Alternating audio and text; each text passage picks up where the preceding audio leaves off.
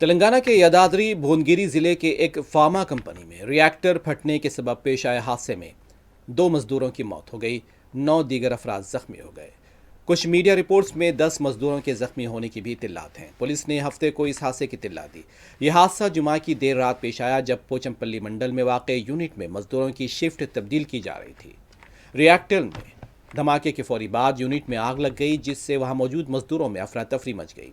ایک پولیس عہدیدار نے بتایا کہ اس حادثے میں 2 افراد کی موت ہو گئی، 9 افراد زخمی ہیں۔ ان میں سے 2 مزدور 50% سے زیادہ جھلسنے کے بعد شدید زخمی ہیں، جبکہ 7 افراد کو معمولی چوٹیں آئی ہیں۔ تمام زخمیوں کو الگ الگ ہاسپٹلز میں داخل کرایا گیا ہے، جہاں ان کا علاج جاری ہے۔ شدید جھلسنے والے مزدوروں کی حالت کو دیکھتے ہوئے ان پر خصوصی نظر رکھی جا رہی ہے۔ حادثے کی اطلاع ملتے ہی فائر ڈپارٹمنٹ کی ٹیم موقع پر پہنچی اور کافی کوششوں کے بعد آگ پر قابو پا لیا۔ آگ بجھائے جانے کے بعد یونٹ میں راحت اور بچاؤ کا کام مکمل کیا گیا۔